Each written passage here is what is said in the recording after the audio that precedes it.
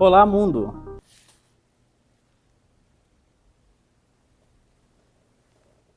Você com certeza já deve ter visto essa sequência alguma vez na sua vida, ou ouvido falar dela. Essa sucessão de números é a sequência de Fibonacci. Por mais simples que pareça, essa sequência ela tem propriedades que são muito importantes para a computação. Nós vamos ver isso no vídeo de hoje, bit por bit.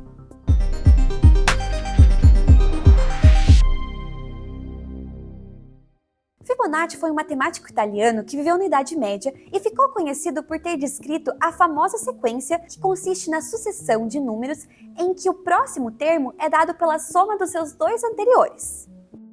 Os dois primeiros termos da sequência são o 0 e o 1, e a partir desses dois números podemos escrever toda a sequência infinitamente. 0 mais 1, 1. 1 mais 1, 2. 1 mais 2, 3. 2 mais 3, 5. 3 mais 5, 8, 5 mais 8, 13 e assim por diante. Uma curiosidade é que a razão entre esses números segue a proporção áurea. E se representarmos graficamente, essa sequência forma um espiral característico que está presente em diversos padrões da natureza. Inclusive, muitas obras artísticas são feitas a partir desse padrão. Enfim, a sequência de Fibonacci tem muitas propriedades interessantes e um aspecto dela é que podemos escrever uma função recursiva que retorna o seu enésimo termo. Note que a própria fórmula que nos dá o próximo número da sequência de Fibonacci já faz uma alusão à recursão. Precisamos somar os dois termos anteriores.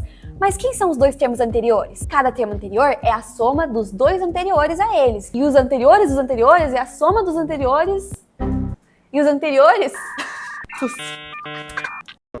E a gente vai somando os termos anteriores até chegarmos nos dois valores iniciais, que são o 0 e o 1. Então vamos lá escrever o pseudocódigo do Fibonacci recursivo. Vamos chamar a nossa função de Fib, que vai ser uma abreviação de Fibonacci, para não ter que escrever Fibonacci inteiro.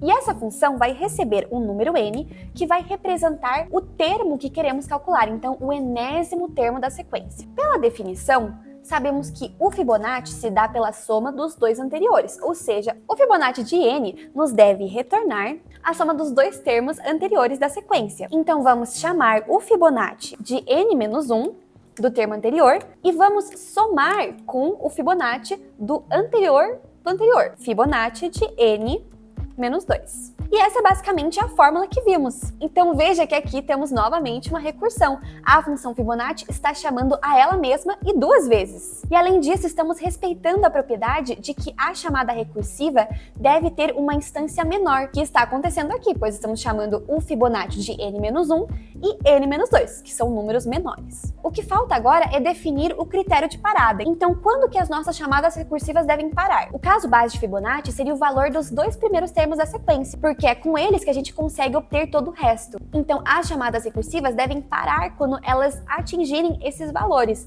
ou 1 ou 0. Então, vamos colocar essa condição. Se n for igual a 0, vamos retornar o valor 0, que seria o 0º termo da sequência, que é 0. Retorne 0. Se n for igual a 1, então o primeiro termo da sequência, retornamos 1. A princípio isso está certo, mas ainda podemos melhorar esse código. Quando n é 0, a gente retorna 0, e quando n é 1, a gente retorna 1.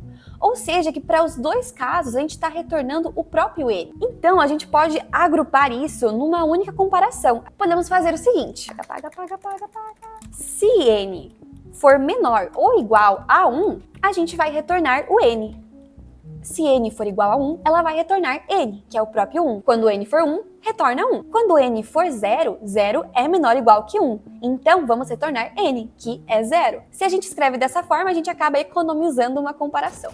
Vamos fazer agora um teste de mesa para entender melhor como o algoritmo funciona. Aqui temos o pseudocódigo que vimos da função recursiva do Fibonacci, e para este exemplo vamos querer calcular o quarto termo da sequência de Fibonacci. A primeira chamada da função vai ser Fib de 4. Então vemos, 4 é menor ou igual a 1? Não. Então vamos fazer as chamadas recursivas. Vamos retornar Fib de 4 menos 1, que é 3, somado a Fib de 4 menos 2, que é 2, na chamada de Fib de 3. Como 3 também não é menor ou igual a 1, vamos retornar Fib de 3 menos 1, ou seja, Fib de 2, somado ao Fib de 3 menos 2, ou seja, Fib de 1. Por outro lado, temos aquela chamada do Fib de 2. 2 não é menor ou igual a 1, então vamos fazer as chamadas recursivas. Vamos retornar fib de 2 menos 1, então fib de 1, somado com fib de 2 menos 2, então fib de 0. Da mesma forma, o outro fib de 2 vai fazer a mesma coisa. 2 não é menor ou igual a 1, então vamos retornar fib de 2 menos 1, que é fib de 1, somado a fib de 2 menos 2, que é fib de 0. Agora sim, completamos todas as chamadas recursivas, porque veja que vamos cair no caso base. Na chamada fib de 1, vamos analisar. 1 é menor ou igual a 1?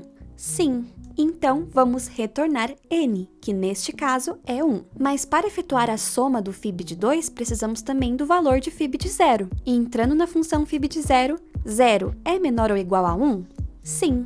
Então, vamos retornar n, que é o próprio 0. Fib de 2 vai receber esses retornos, então ele vai efetuar 1 mais 0, que vai resultar em 1. Agora, na chamada fib de 1, 1 é menor ou igual a 1, então vamos retornar 1. Ou seja, fib de 3 vai receber o retorno de fib de 2, que era 1, e o retorno de fib de 1, que é 1, e vai efetuar essa soma. 1 mais 1 vai resultar em 2. Do outro lado, a mesma coisa. Fib de 1 vai acabar retornando 1, e fib de 0 vai retornar 0. Fib de 2 vai receber esses retornos e somá-los. Então, fib de 2 vai retornar 1 mais 0, que é 1. Fib de 4, que era o que inicialmente queríamos descobrir, vai receber o retorno de fib de 3, que é 2, e o retorno de fib de 2, que é 1, e vai somar esses dois valores. Então, fib de 4 vai retornar 2 mais 1, que resulta em 3, que de fato corresponde ao quarto termo da sequência de Fibonacci. Esse pseudocódigo implementado em C ficaria desse jeito aqui. Temos a nossa função Fibonacci, que vai retornar um inteiro, e ela também recebe um inteiro n para calcular esse enésimo termo. E aqui, novamente, é a mesma coisa que fizemos.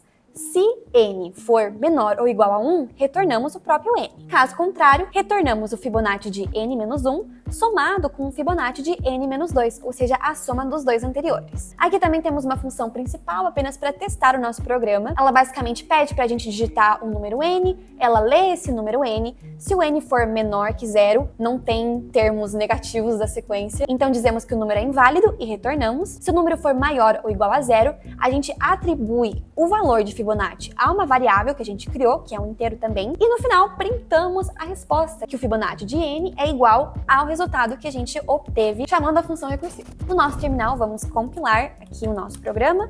A saída vai ser Fibonacci e vamos estar compilando o nome do arquivo que criamos. Então, vamos compilar. Para executar, basta digitar ponto barra e o nome do nosso executável. Então, Fibonacci. Aqui o programa pergunta qual que é o enésimo termo que desejamos calcular. Por exemplo, o número 7, que sabemos que é 13. Então, o sétimo termo de Fibonacci é 13. E aqui, se entramos com uma entrada negativa, por exemplo, menos 3, vai dizer que o número é inválido, ou seja, certinho. Podemos entrar também com um número bem grande, por exemplo, 50.